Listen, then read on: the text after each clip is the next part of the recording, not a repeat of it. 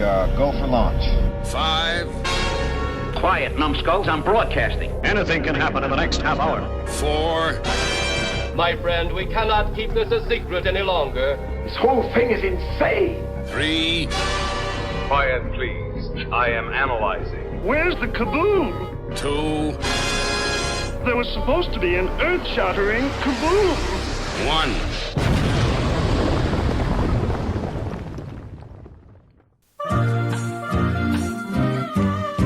You ought to see what they did to my mummy. Pulled his organs out of his tummy, put him in spice, whacked him in a jar, painted him up with sticky tar, wrapped him in linen from his head to his toes, pulled his brains out of his nose. That's not all the embalmers did. They buried my mummy in a pyramid. Ancient Egypt down by the Nile. Mummy's going to be in a tomb for a while. Fair go Pharaoh, it's not funny. Tell King Tut I want my mummy. Mummy's in a coffin of shining gold, lying in a tomb that's dark and cold. Jewels and treasures he'll never see, 'cause he's half the mummy he used to be. Dead as a doornail, blind as a bat, with a mummified dog and a mummified cat. Don't ask me what my daddy thinks, 'cause his chariot's parked at the local Sphinx. Ancient Egypt down by the Nile. Mummy's gonna be in a tomb for a while. Fair go Pharaoh, it's not funny. Tell King Tut I want my mummy. Some fellas with spades and a torch to see were doing some archaeology. They saw a glimmer, they dug some more, couldn't believe the things they saw. Ancient paintings, priceless jewels. They gave a shout and dropped their tools, but the greatest treasure they found by far was a wrinkling mummy with his guts in a jar. Ancient Egypt down by the Nile. Mummy's gonna be in a tomb for a while. Fair go Pharaoh, it's not funny. Tell King Tut I want my mummy. Ancient Egypt down by the Nile. Mummy's gonna be in a tomb for a while. Fair go Pharaoh, it's not funny. Tell King Tut I want my mummy. Tell King Tut I want my mummy. Tell King Tut I want my mummy.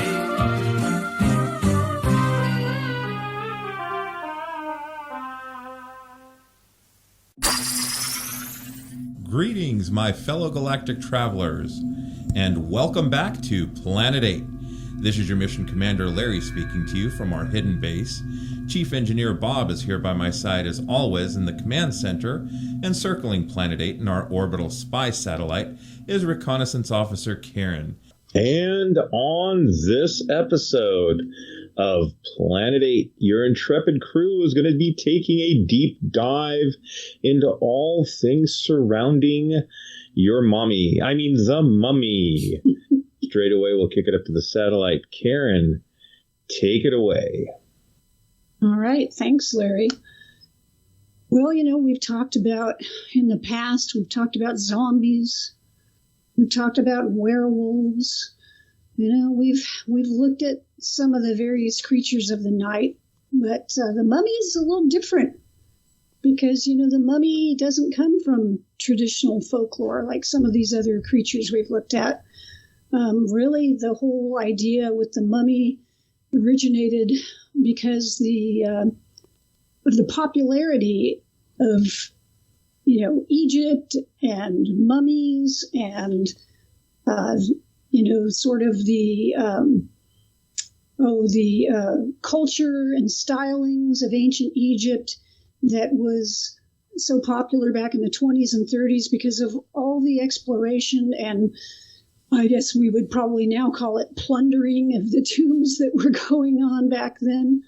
And, the discovery in the 20s of King Tutankhamun's tomb, which had been undisturbed. So they had an amazing find of all the treasure there. But then also there was the legend of the curse of Tutankhamun's tomb, that the people who broke into the tomb and took all the artifacts and so forth were all struck with a curse, a terrible curse, where, the people who took the stuff were all mysteriously struck dead. So, this was all very popular around the time, right after like Dracula and Frankenstein had come out for Universal. And the studio heads really wanted to find a way, to build off of this. They thought, how can we leverage that? At the same time, Boris Karloff was becoming a huge star, and they wanted to find some vehicle that they could put Karloff in and use his popularity. So sort of like the whole, you stuck your chocolate in my peanut butter, you got peanut butter on my chocolate. They thought, Mummy, Karloff, hey, that sounds like a great idea. So they put together two folks to develop a scenario for the first film. I just want to say that sounds delicious to me. Please continue. You didn't know it was a delicious Egyptian treat. Yes. An old crusted mummy. Crusty. You didn't know that some of that crust was actually just old peanut butter that had sat for thousands of years. There you go.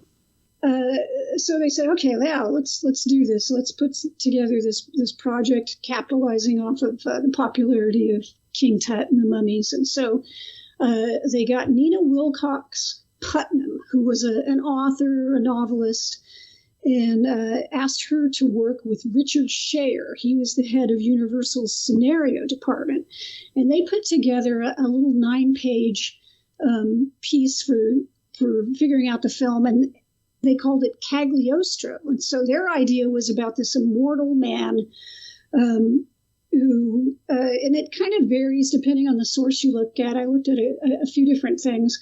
In some cases, supposedly their scenario was an immortal Egyptian who is revived. In other cases, it was not an Egyptian. So I'm not sure exactly where the truth of the story is, but they wrote up this scenario that involved an immortal coming back and finding the reincarnation of his true love, right? And so, they thought, okay, this will be great for Karloff. Then John Balderston, who had worked on the screenplays for Dracula and Frankenstein, was assigned to write the full screenplay. And so this is where we go, from Cagliostro to what we finally got in The Mummy. And it's interesting, the title changed along the way as they were working on it. Even as they were filming it, it went from Cagliostro to King of the Dead to Imhotep. And then halfway through filming it, it finally became The Mummy. And so, basically, if you look at the structure of the 1932 Mummy, it's basically Dracula. You have this immortal character who comes back, who has these powers over mortal men and women, these kind of hypnotic abilities. And it has this woman that they're fixated on, right? And so it's, in a lot of ways, the Mummy was mirroring Dracula in the plot. If you watch it and really look at it, you'll go like, oh yeah, that's really like Dracula. And not only was it similar in that way, but you had actors like Edward Van Sloan, who had been Van Helsing in Dracula, playing a similar role in The Mummy. Mm-hmm. So kind of funny there to think that just, in a couple of years, they would basically redo the same film. Well, do you know what the theme song was to The Mummy? What was it Swan Lake again? Yeah, Swan Lake, just like Dracula. Right. It's interesting to think that, going through the name changes, Imhotep, The Mummy, King of the End, because Dracula at the time that it was made was very popular, the novel, the play, and so they didn't have to call it like, Slick Vampire or, whatever.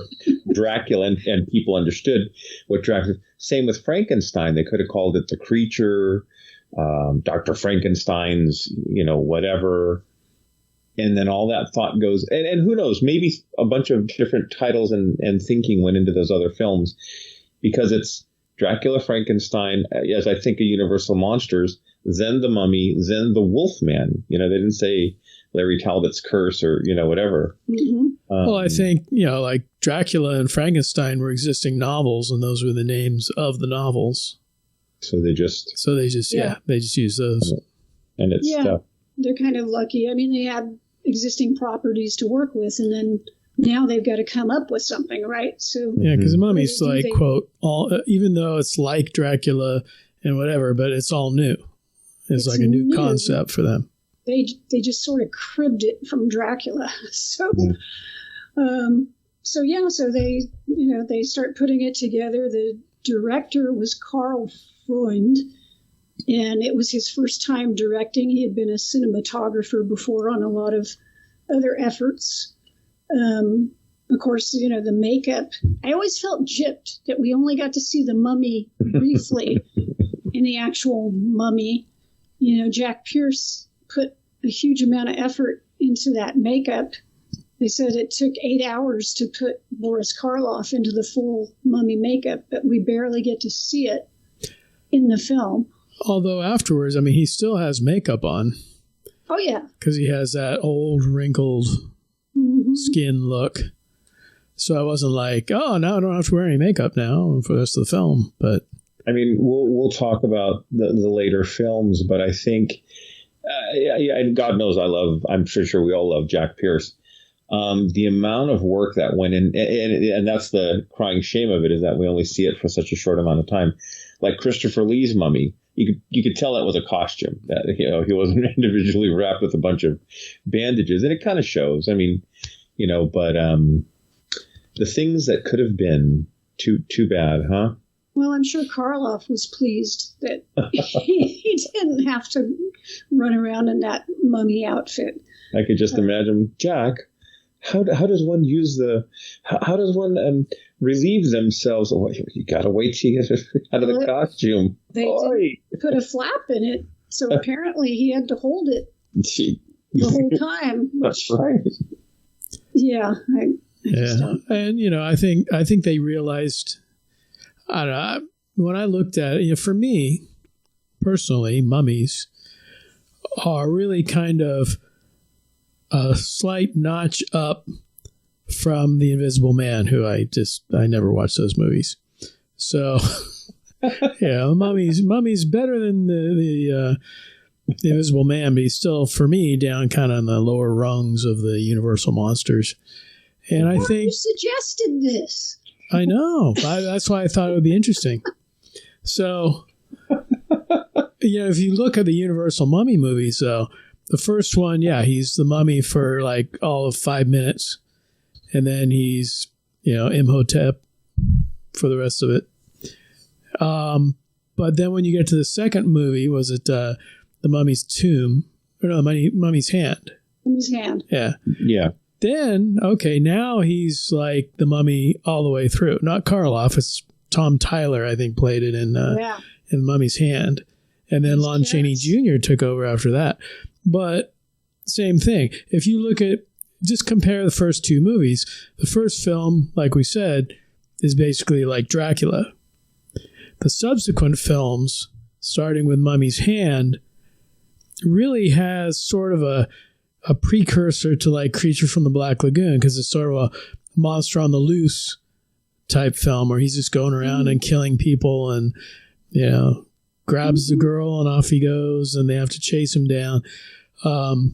It's sort of like Creature from the Black Lagoon on land. But I enjoy those more than I enjoy the original Karloff. And then as a bonus, I mean, they're each like, about an hour and 5 minutes long. So you start getting bored and it's over anyway. So, well, and I hesitate to say it, but I too enjoyed some of the later films, especially The Mummy's Hand is really good.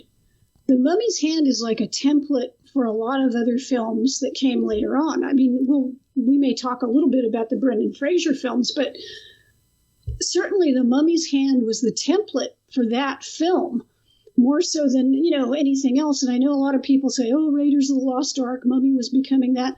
If you look at what happens in, like, The Mummy's Hand, it's an adventure film. These guys are in Egypt. They go off on this expedition.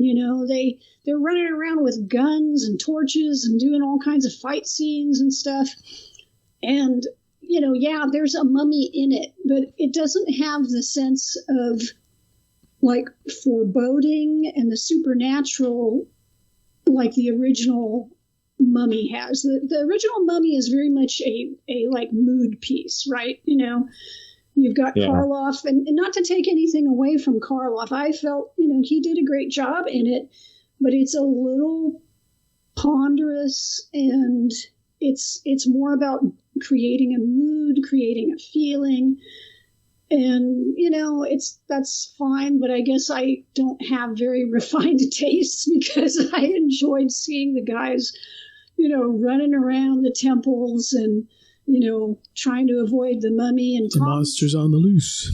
Yeah, and like Tom Tyler is the mummy. I thought I enjoyed him much more than Lon Chaney as the mummy. So there's another sacrilegious thing to say. Well, the one thing I'll say about Tom Tyler is I think, and this is just my theory watching the movie, but it seems like when they shot it, his eyes may have been too dark.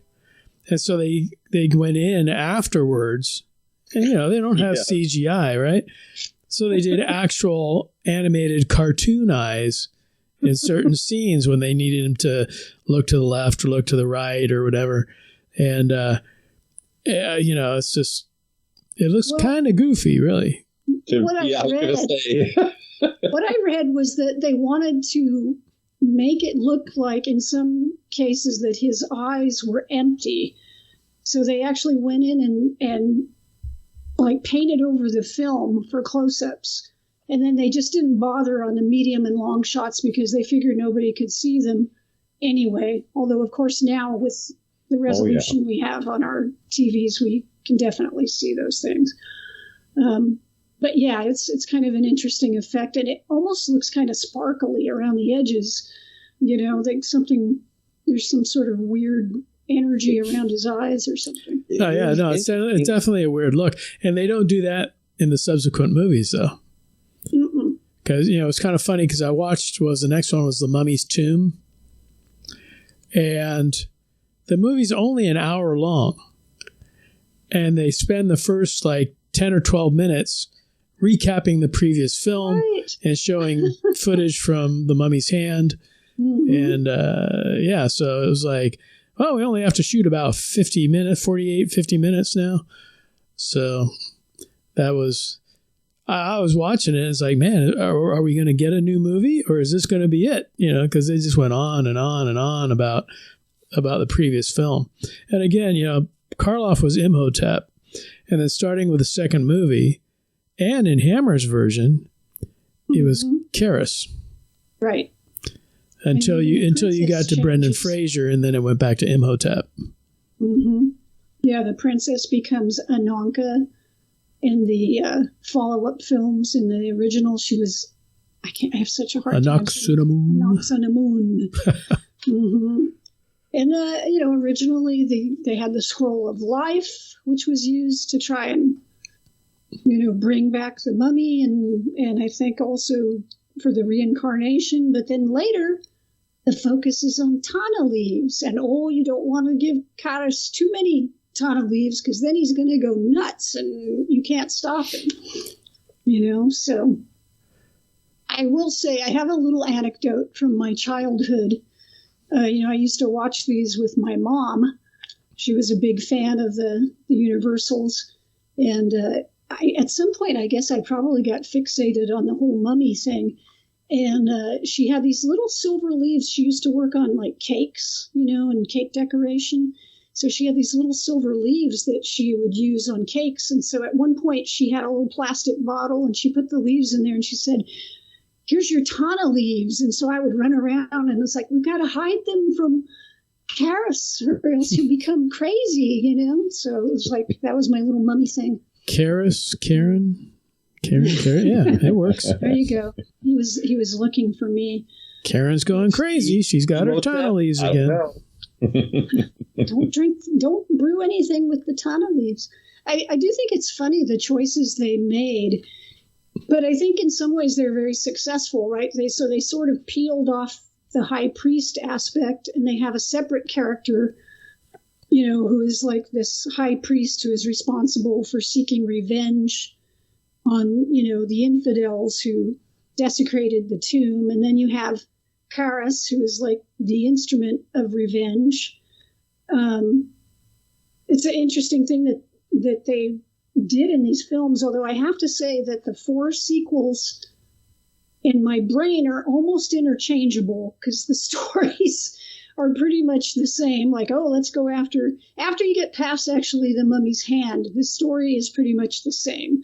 They come to the U.S. to find the descendants of whoever violated the tomb. And at some point we go from, it was in Massachusetts, but then suddenly we're in like Louisiana. So it's that weird universal continuity that's sort of continuity, but not real continuity. But they're a lot of fun. I have to say, I enjoyed the sequels, I didn't get through all 4 of them. I got through 3 of them. I always thought of it as, there's a religious aspect to it with the priest and, whether it's Ra or one of the Egyptian gods. And then the mummy was an instrument. It reminded me of voodoo and zombies, Haitian zombies, Well, he was kind of a lackey in the sequels. Yeah. Basically, he wasn't really like a deity. Yeah. So it's just an interesting take on similar mythology. I mean, because that's kind of like the weird difference. Because Imhotep, he had an affair with a priestess, and all that, and he was punished for that. Karas, he's got punished for stealing a bunch of leaves. It's like, that's it. That's all he did, and he's being mummified, and his tongue's getting cut off, and everything. It's like, what the heck? Cut his tongue off, gave him googly eyes. I mean, what the hell? That's right. Well, he was in love with the princess, though. Yeah, but I don't think that was like the reason that he was mummified. I mean, they're basically saying the reason was because he stole the tana leaves. So. Well, I think they knew, he was going to make her a cake. They knew he had a scheme to revive her, I think, was... Well, and yeah, exactly. Yeah, so there was some kind of... it wasn't like Wolfbane, where, the Wolfbane is going to, transform you into whatever. But that's another weird thing they did in the sequels was that they had to give Karas the tana leaves during the full moon. It was like, why the full moon? Yeah, that's right. They should have had a crossover with the Wolfman. They weren't doing the Wolfman yet. Yeah, that's right. These were all. But the interesting thing too, though, is a lot of the soundtracks on these were Hans Salter, and you can hear a lot of like parts of the music that would be used later in The Wolfman and used in Creature from the Black Lagoon and other Frankenstein sequels. And yeah. Well, they were reusing some music already in these. I think I read, because I when I was watching, I forget which one, maybe The Mummy's Ghost or something. I was like, man, this music is really familiar. And I read somewhere that they recycled some of the music from, I think it was Son of Frankenstein. Huh.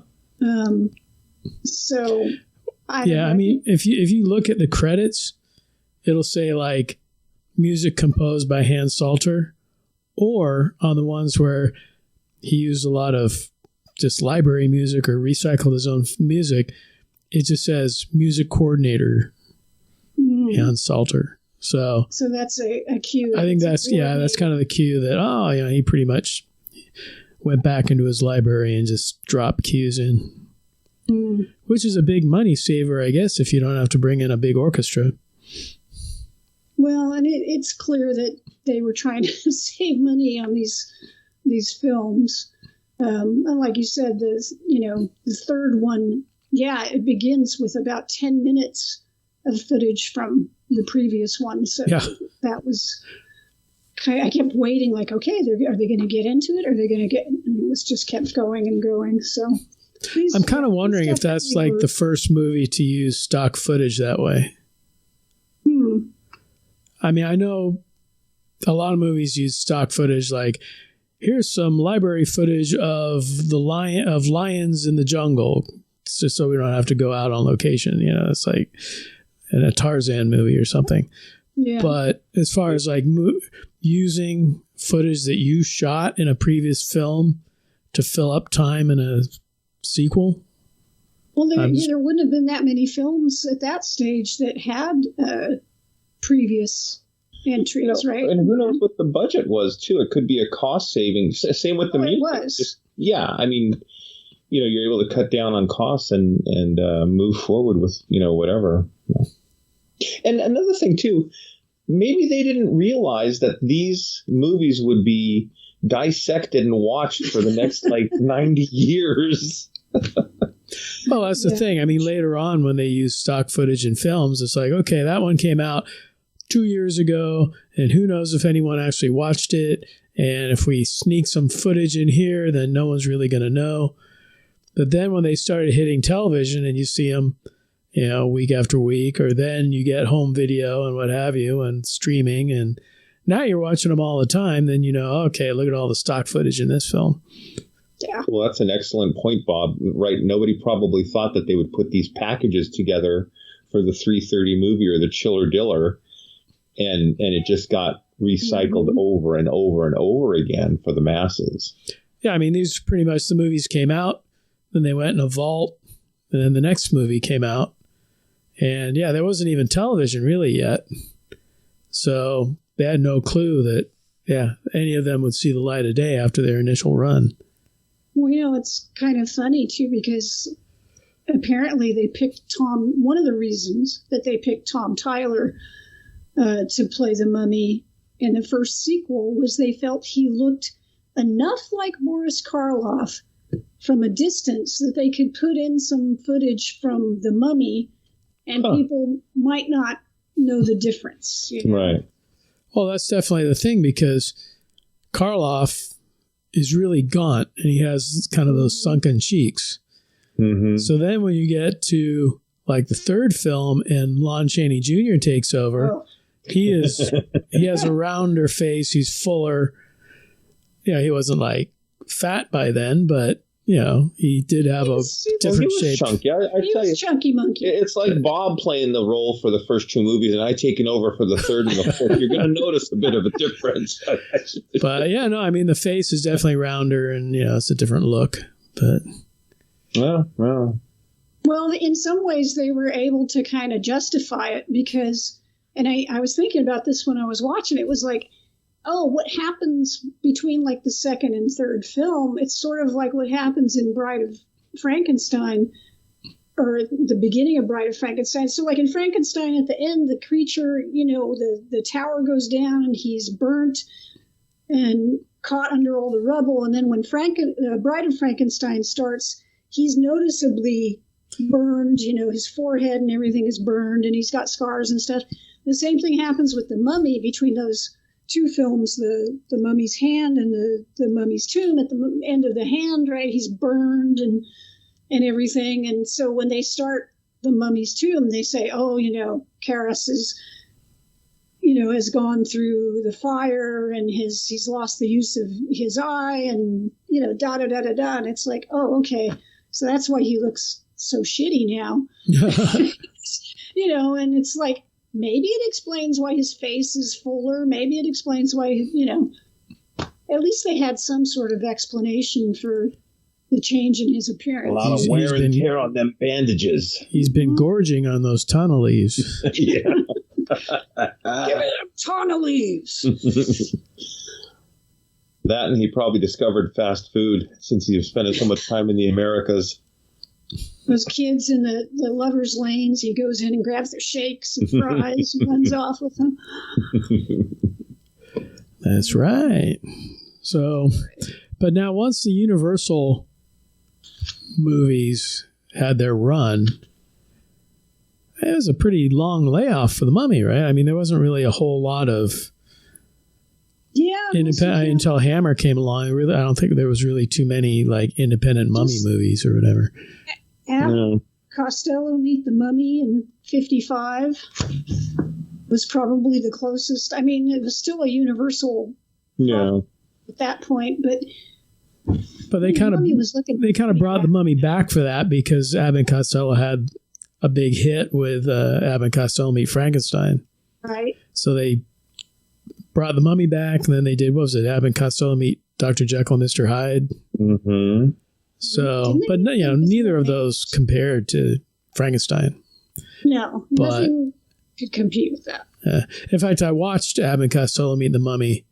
Me too. And it's flat. It's flat. It's more kind of slapstick.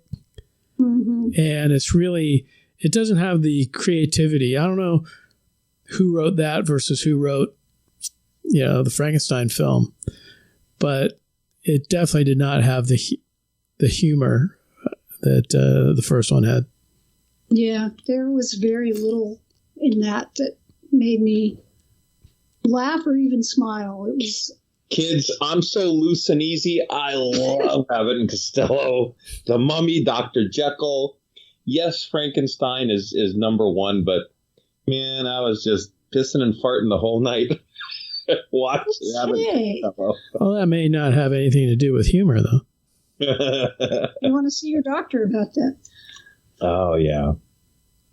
So, then Hammer comes along, and they basically work out a deal with Universal to do their own versions of the Universal monsters. And, of course, they do Dracula, they do Frankenstein, and then... In color. Yes, in color, in gory color. Gory color. Well, see, the interesting thing about all those films that Universal made is, for whatever reason, like Dracula, there was really a Dracula in real life, so they couldn't copyright the name. I don't know what the situation was with Frankenstein, but like Wolfman, they were able to copyright Wolfman, but not Werewolf. So anyone could do a werewolf movie after that. And things like the Mummy, there were mummies. You can't really copyright, a name of something. So yeah, Hammer jumped on that and did Frankenstein films and Mummy films and Dracula films and they had, was it Curse of the Werewolf? So they were able to kind of go in there and recreate the whole Universal universe due to the whole copyright thing.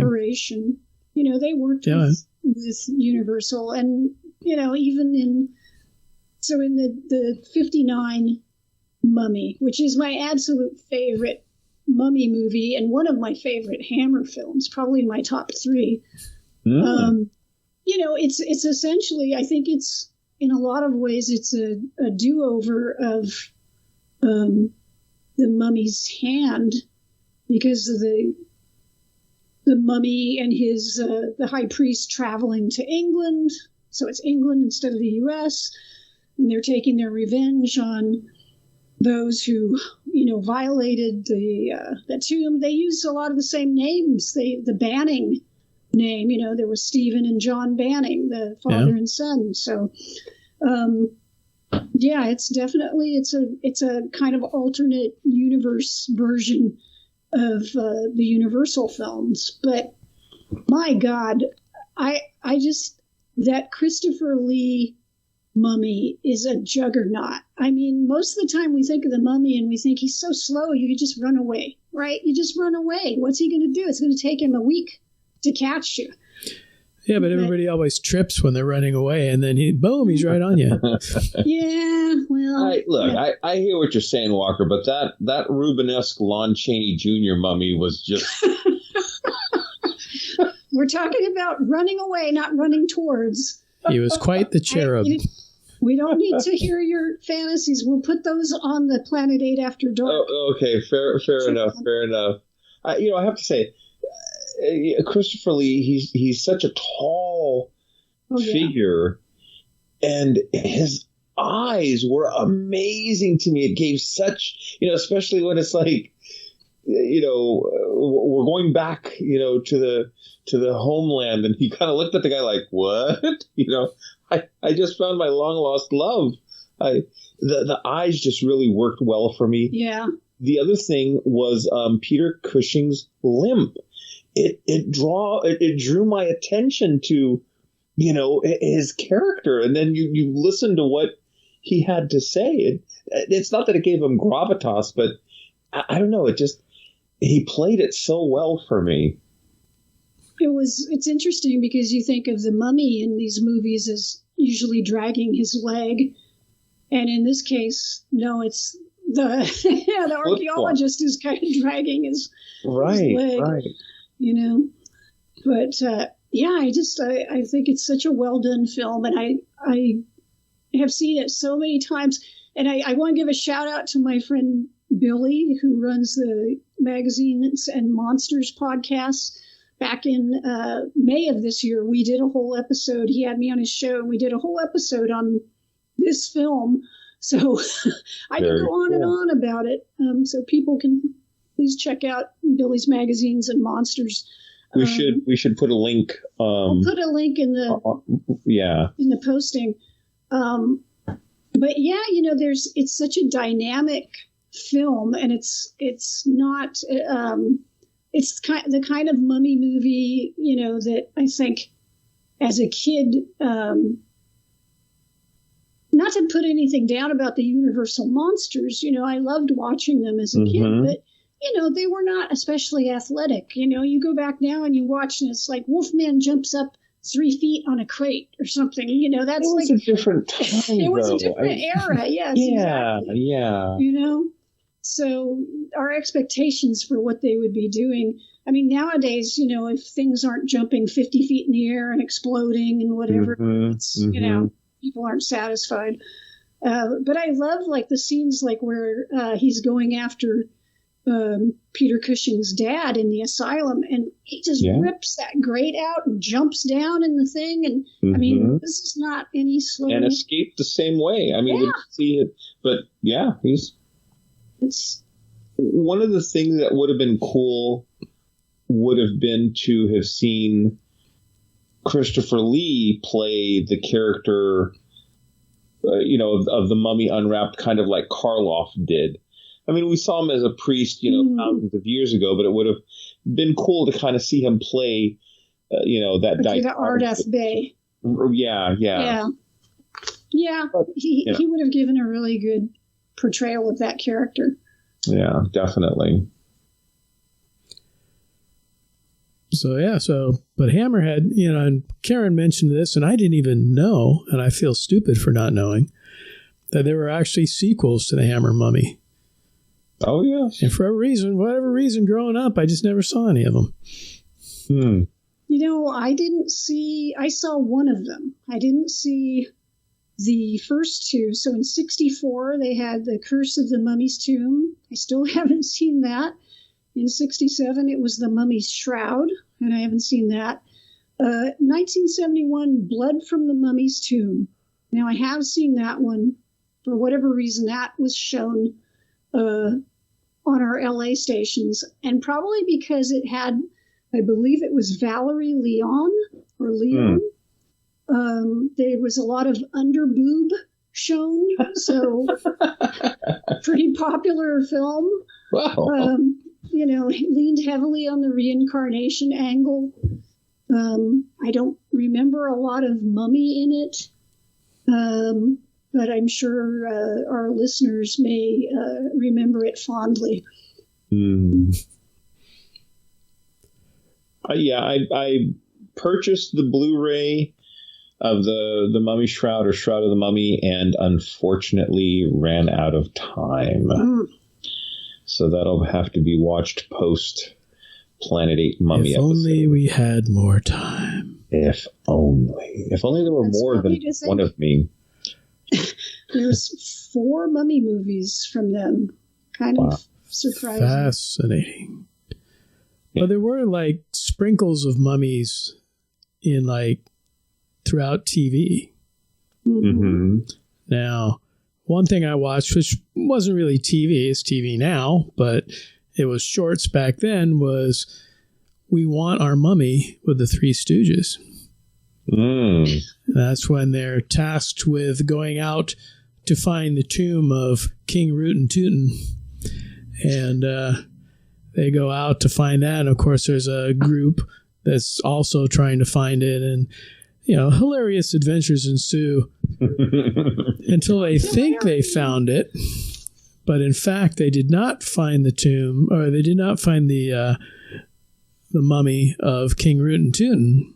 They actually found the mummy of his wife, Queen Hatshepsut. And it turned out King Tutankhamun was a midget. So throughout this episode, you see this little 3-foot coffin like up against a wall. And at the end, you find out, yeah, that was him all along with that little 3-foot coffin thing. Do they actually show a 3-foot tall mummy? No, they start carrying the casket out, and alligator appears, and Curly wants to take it home, and it turns out it's a real alligator, and they all run out the door and off into wherever. So, yeah, it was when hilarity ensues. But yeah, I did watch that, and then I also watched, because I have no problem ever watching Johnny Quest. I watched the Johnny Quest episode Curse of Anubis, which featured the mummy. In fact, when you watch Johnny Quest during the opening titles, they show the mummy walking and then breaking through the door and all that. And that was one where someone had stolen a bust of Anubis, and they were actually out trying to find that when they stumble across a mummy, which is actually a very cool mummy. And the way he just kind of stomps along, and the music kind of, dun, dun, dun, dun, dun. Very cool. Very, very moody episode. And then, of course, I watched an episode of Ultraman, which featured a mummy. And the mummy's human size. He's not like giant fighting Ultraman. I was just going to ask. No, he was just... He was a mummy, and he was kind of running amok. He was a cool mummy, though, because he was bandaged up to just below his chest, and then his wrists had bandages. But he was more kind of simian, and he had these pointed ears and lasers that came out of his eyes. But they ended up, he was fighting a bunch of security guards, and they had to subdue him with a spider shot, and he basically died. And then this giant sort of Pegasus creature breaks out of a cave or a hillside and comes out. He's originally tasked to protect the mummy, but the mummy's dead, so he's running amok, and Ultraman has to come and save the day. But that was very cool. The only other episode I did not get, supposedly there is a mummy episode of Voyage to the Bottom of the Sea, but I never got to that one. Like Larry, I ran out of time. But so many hours in the day. Yeah, only so much you can watch between episodes. But well, I'm a huge fan of Phantasm, the Phantasm films, John Cascarelli. And if you guys have never seen Bubba Hotep, I highly recommend. Years ago. What's that, Walker? I saw it years ago. Oh, yeah. My kind of humor. Stars Bruce Campbell, Ozzie Davis. Yeah, but tell the listeners who they play. Well, so Bruce Campbell plays Elvis. And the brilliant thing is, they believe that he's an Elvis impersonator because when he fell and hurt his hip, he was singing as an Elvis impersonator to make money to, buy food or whatever. But in his mind and the way he portrays himself, he is the king. And he went into hiding for a little while and hired an Elvis impersonator to take his place so he could have some time off. And it was the Elvis impersonator that had the heart attack, not Elvis. So Elvis, he decides to live this life as an Elvis impersonator, hurts his hip, goes into a convalescent hospital, meets Ossie Davis, who thinks he's JFK. Yes, John F. Kennedy. And he's like, but you're black. And he's like, oh yeah, they changed my color. The Secret Service, there's a whole conspiracy thing, and it's hilarious. It is your mission commander's kind of humor. So at one point, Ozzie's trying to convince JFK's trying to convince Elvis that there's a mummy, near the rest home. And he's, I was attacked. He says, you were attacked, Mr. President? Yes. The mummy had his mouth to my ass trying to suck my soul out. He's like, what? Oh, yeah, they can suck your soul out of any orifice. I'm like dying of laughter. But anyway, I don't want to give the ending away. It's a pretty cool mummy. It's not low budget, but it's not, Tom Cruise budget either, which we'll get to. Don't worry. It's kind of a higher end independent type film. Yeah, it's a lot of fun. If you haven't seen it, I do recommend it, and just enjoy it for what it is. Now, as far as TV, your Mission Commander has the box set of In Search of, the Leonard Nimoy series, and there was a mummy episode. It was more about King Tut. And, the religious aspect of, the mummification process and why they mummified their kings, and the curse because of, breaking the seals and taking out the artifacts, and which is interesting because they kind of touch on that in the Hammer mummy movie. There's a brilliant conversation between what's his name? The Egyptian, the guy who's controlling Christopher Lee's mummy, and Peter Cushing. Right. And, why would you buy a people's religion? Well, it's not really a religion, is it? And I'm like, well, that's kind of like a different time. So, okay. I was going to say, those movies are very problematic today. Yeah. And he's like, but don't you care? No, I don't. I'm like, whoa. Anyway. Leonard Nimoy, if you ever, there's some episodes on YouTube. I recommend that as well. Did you guys ever get to go see the King Tut exhibit when it was here in the States? I did not. No. I got to go with my class when we were, about 13.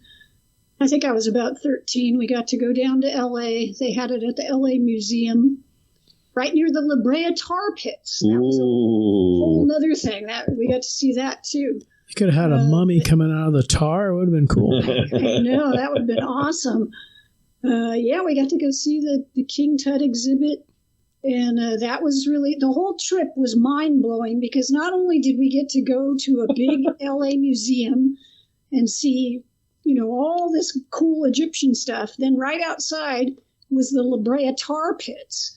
So, they had fake dinosaurs being sucked into the tar and you could smell it. And it was like, this is fantastic. Then on the drive back, we drove down some street in Hollywood and saw all these hookers. So this was like, for small town kids, it was like unbelievable. Those were all the mummy's wives. Who are those ladies? That's his harem. Concubines. I also recommend, if you have HBO Max, check out the Scooby-Doo episode with the mummy. Your Mission Commander is all about sound bites, and this mummy wanted the coin back that, Shaggy accidentally put in his sandwich or whatever. And he would just run around chasing those kids. Coin, coin, coin. It was the weirdest way to say the word coin. I was picturing him going around like the kid on the bike in Better Off Dead. I want my $2. Yeah. Pretty similar, actually, Chief. Yeah, the only other cartoon mummy I watched was an episode of Gatchaman, also known as Battle of the Planets, where they had a giant mummy that attacks an airport, and he ends up getting some of his bandages burned off, and kind of like the Ultraman episode, he's kind of a demon looking thing underneath, but he's basically a giant Galactor robot. But it's a very, very moody episode, really nice animation. So if you get a chance, check that out. So it's interesting too. I didn't get a chance to watch it, but I know my brothers would watch back in the 80s. So they had He-Man and they had that Skeletor. And it's like, well, why is he a skeleton? He-Man's He-Man. Well, to even further like blow your mind, there was this lion series called Thundercats, and the characters were, panthers and lions, but their enemy was a mummy. I was like, well, what does a mummy have to do with lions and panthers? But, they just rolled with it and enjoyed, it was the 80s, kids, so you went along with it. It's like they were pulling this stuff out of the hat. Like, okay, robot, mummy, demon, lion. Yeah. What are things kids like? Okay, we'll just, So that kind of all slides us up to the Brendan Fraser films. There you go. I gotta say, I was pleasantly surprised. I hadn't seen the first Brendan Fraser mummy in many years, and I think I had sort of written it off in my head as like both a poor ripoff of Raiders of the Lost Ark, and I think I also had decided somewhere along the line that they went from the supernatural element to just an action adventure, and I can say that I have changed my mind. Oh, good. So you had originally put it on a level with like Romancing the Stone. Well, I don't know. I just felt like they had kind of betrayed the original intent of mummy movies. That it wasn't really a monster movie, that it didn't retain the spirit. But I think what helped was seeing like The Mummy's Hand, The Mummy's Tomb, those original films first. And then a few days later, then seeing the Brendan Fraser film and seeing how that could be an evolution, that, yeah, of course, well, if they'd had the money and the effects and means, they probably would have had, mummies making giant sandstorms and, all this other stuff. But they had like $1.50 to do everything on. So they're not going to do that, right? See, when the Brendan Fraser movies came out, again, I had The Mummy just on a rung or two higher than The Invisible Man. I wasn't really a big fan. So when this came out, I said, okay, now he's got powers. He's doing things. It's more exciting. He's not just shuffling along, waiting for someone to trip. He's out there like doing things, and I really enjoyed the first one. Yeah. Subsequent ones, take them or leave them, but I thought the first one was really good. Yeah, I think they made some really likable characters, and Brendan Fraser's just at least especially at that time he was a very enjoyable actor. He was doing a lot of different things, and he had good chemistry between him and Rachel Weisz. They had. I always think of him as the George Harrison looking guy. Oded Fehr, who played the Magi, the leader of the Magi. Yeah. They had a good cast on that too, and which I think is critical with these kind of things. You can't just have like the mummies or the special effects or whatever. You got to have a cast that people want to go along the adventure with, Well, I give them such credit because had you never heard of The Mummy or had any exposure, you could watch this film and run with it. You didn't need to know anything else. And they did their own thing. It was action adventure. It was kind of scary. It was spooky. It was funny. I give it a high. It's one of my favorite mummy movies, actually. It's up there with Abbott and Costello. Well, and I think it's good because they kept some of the elements from like the original Mummy, what you could kind of project, like Imhotep would have those kinds of powers if you had, again, like that big budget kind of thing. He already had the ability to kind of control people and stuff. So and the look of him reanimating himself soul by soul, I mean, that was going through his brain and stuff was just... And then, they had the tombs and going in. And, you look at like the mummy's hand, they're going into tombs and they don't have any budget. So they just have like, it looks like a tunnel or whatever. And then they reused some stuff from other movies. So naturally, when they have, this early CGI and more budget, they have these huge expansive tombs with all these statues and stuff. So, yeah, I just thought, when I saw it again, it was like, yeah, okay, this is actually a pretty good modern version. I think for me, this movie had the best pronunciation of Tutankhamun.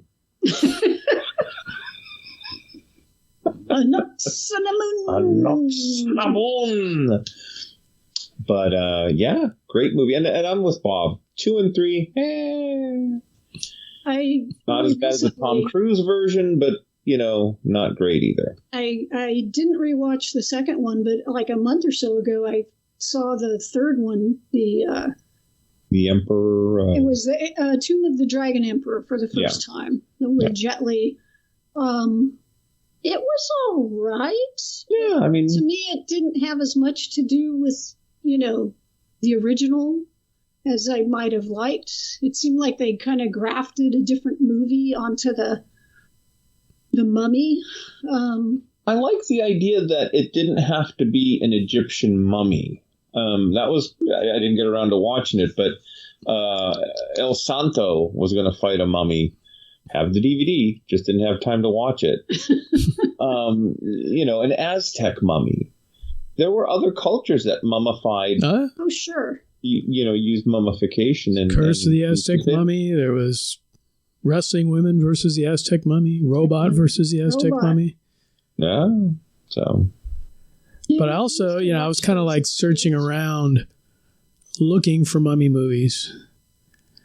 And there was one on, I think it was Tubi, from 2015, Frankenstein versus the Mummy. Wow. And I thought, man, an unknown cast, unknown crew, 2015. This has all the makings of a pretty terrible movie. But I figure I'm going to watch it just so I can talk about it on the podcast. And it was actually pretty good. I enjoyed it as far as mummy movies go. And, they have the two divergent plot lines. This basically takes place at a university. And you have the ancient Egyptian department, and they find this mummy, bring it to the university, and they're studying it. In the meantime, you've got this biology class taught by Dr. Victor Frankenstein. Oh. And, of course, he's collecting body parts and putting together his monster. And, eventually, as the two storylines get closer and closer together, then obviously the creatures have to clash. But it was good. I mean, Frankenstein is not your, stereotypical Frankenstein. He looks like a long-haired guy in a trench coat with scars all over him. But the Mummy looks pretty good. I mean, I don't know.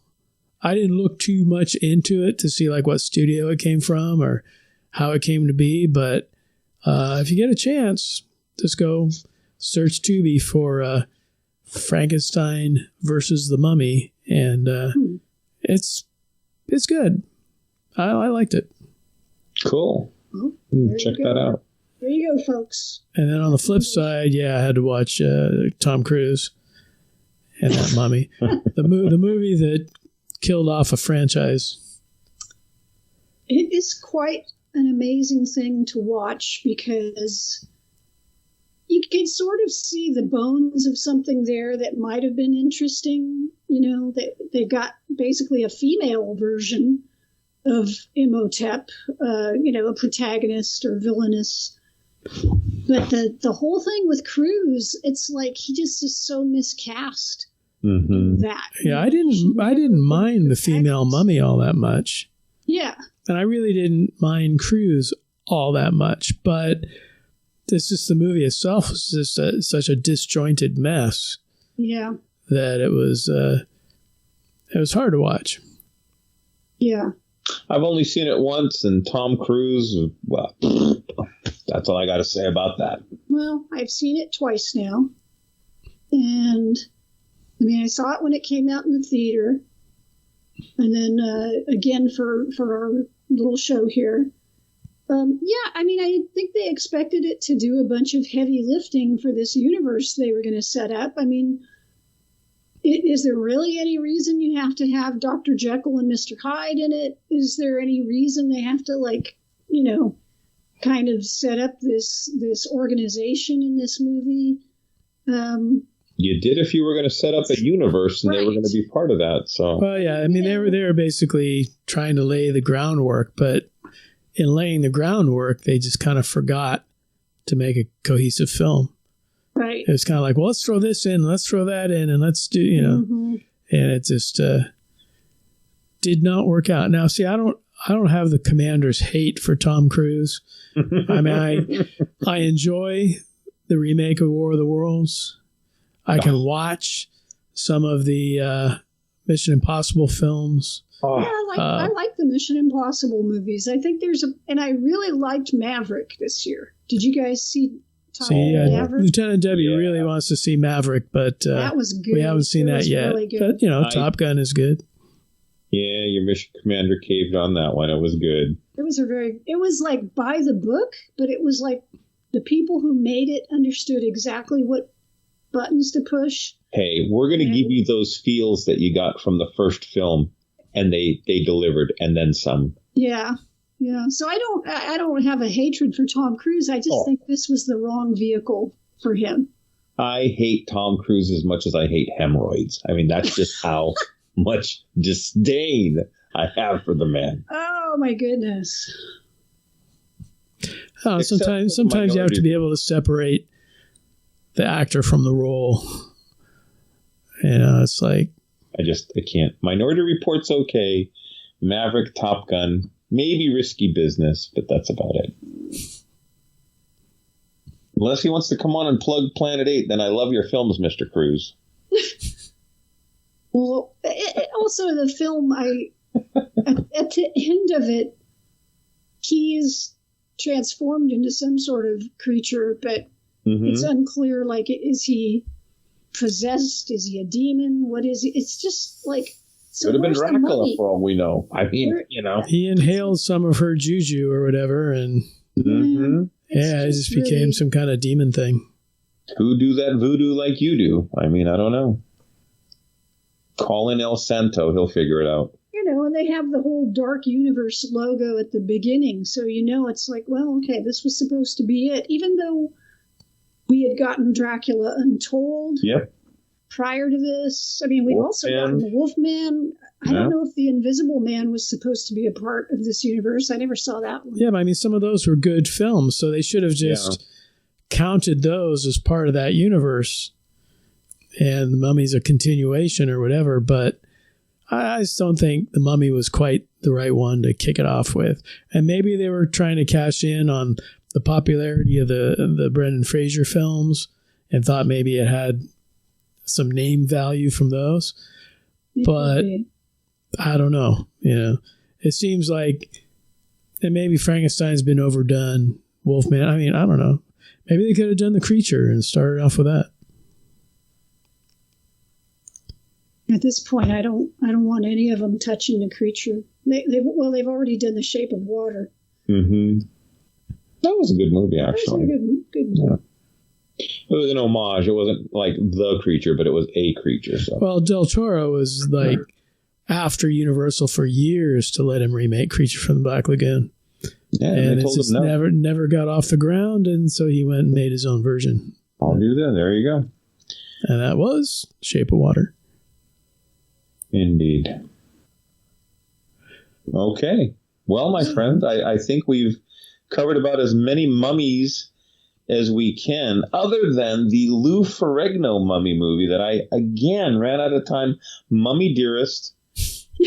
And I don't know where it's at. It's out there on the interwebs somewhere, and it's on my list. Lou Ferrigno. Also, I did see it while searching for mummy movies and falling on Frankenstein meets the Mummy or versus the Mummy, but I did see Mummy Dearest on there somewhere.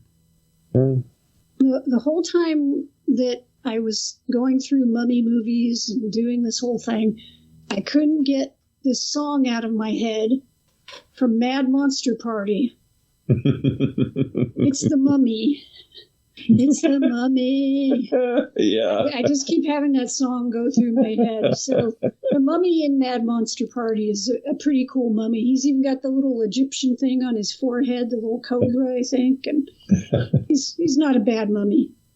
God, I can't think of the name of the mummy movie that I like, but it's Bobby McFerrin, and coincidentally, on that lion thing from the 80s, the cartoon with the mummy, there was a little character called Snarf, and he voiced the little Snarf character, and the thing Snarf would only go Snarf, Snarf, Snarf, Snarf.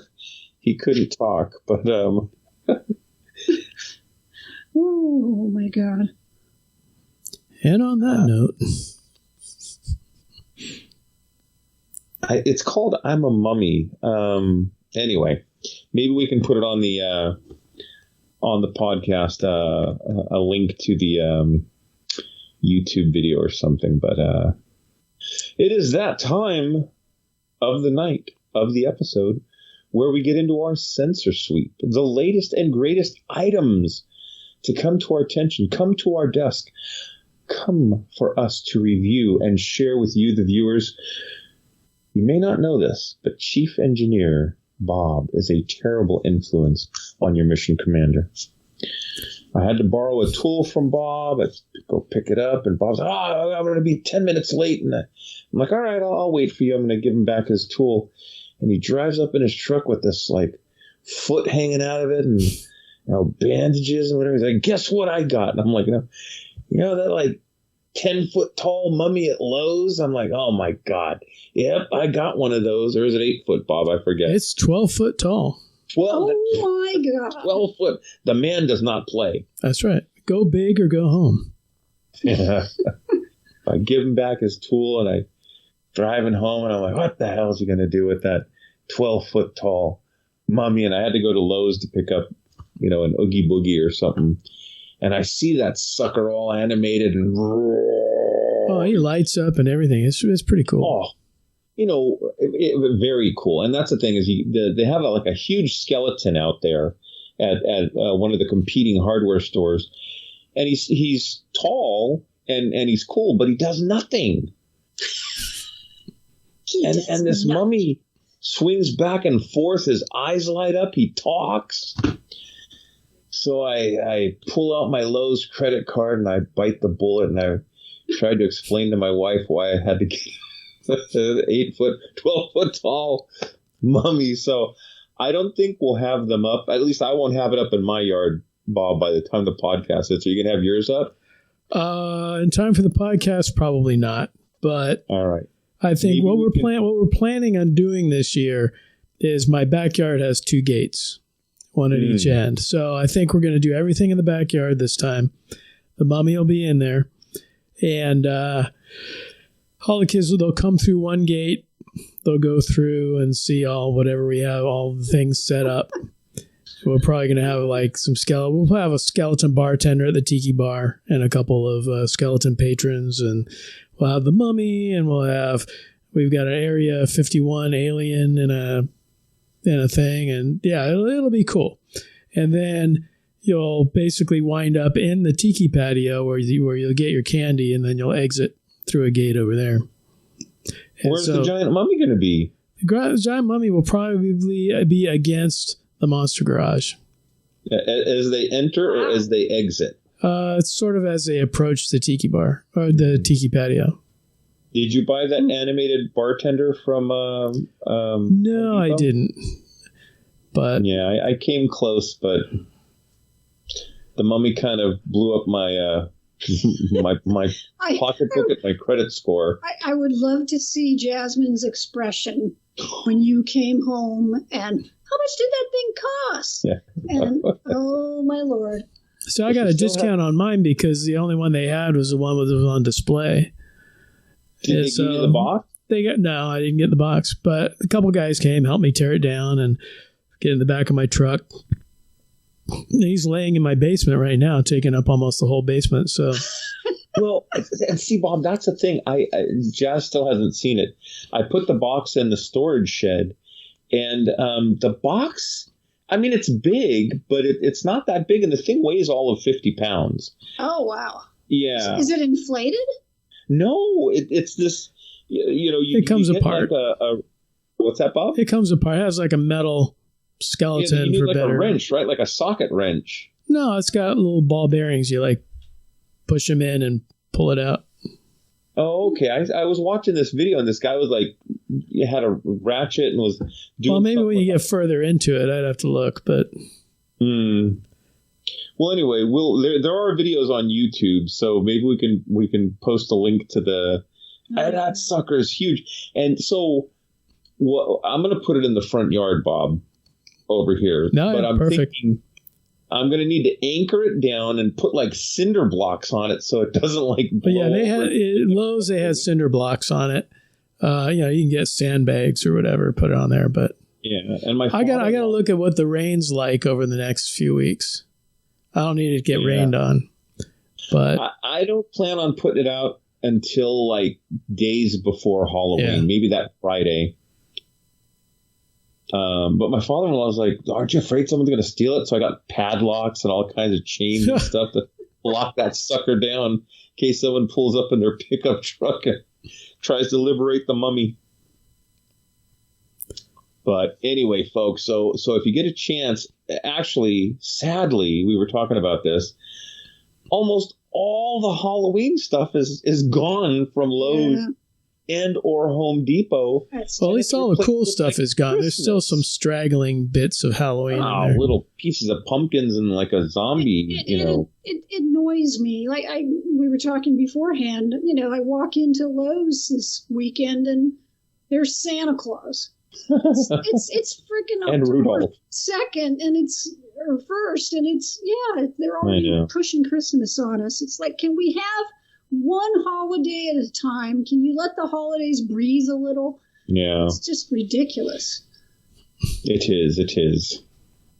But hey, actually, I don't know if you guys can find that giant mummy out there anymore. There may be some. Who knows?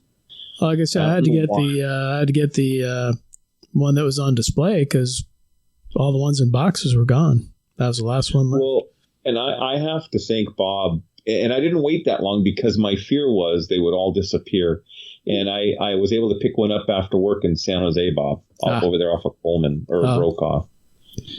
And the guy was like, "Well, you better hurry. We only have 2," and I'm like, "Oh my God, take leave."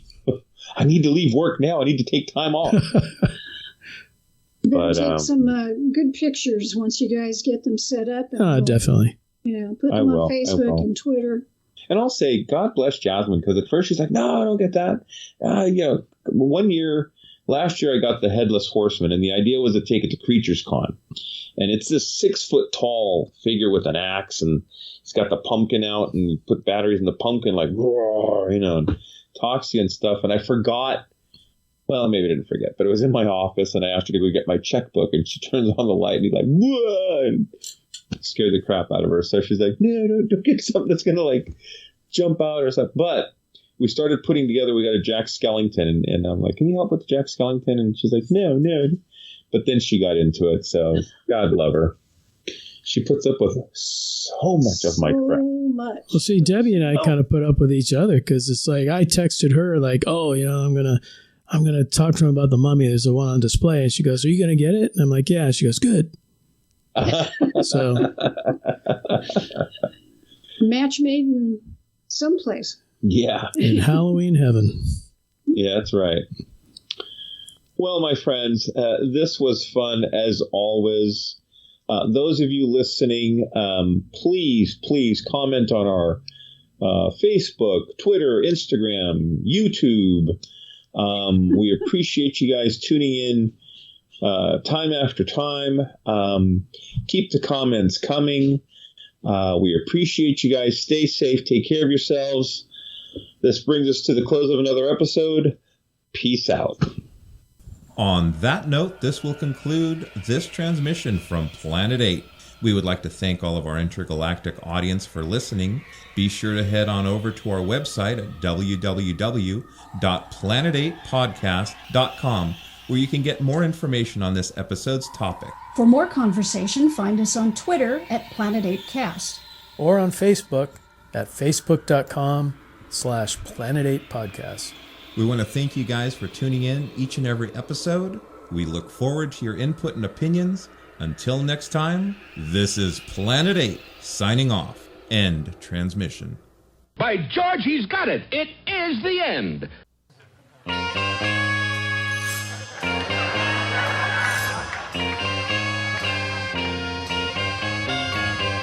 King Tut.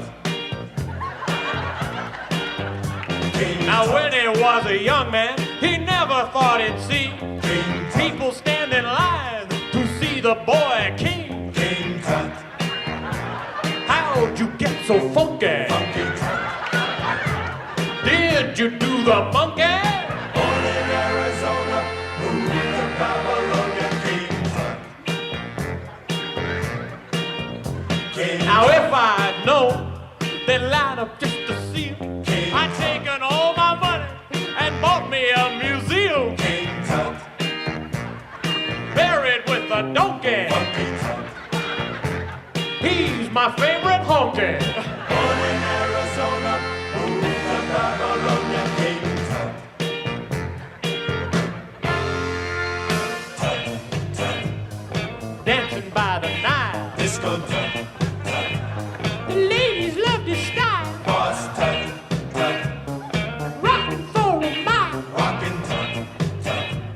He ate a crocodile.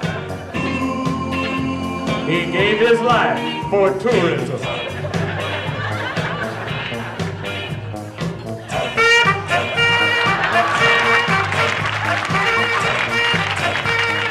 Golden idols. He's an Egyptian.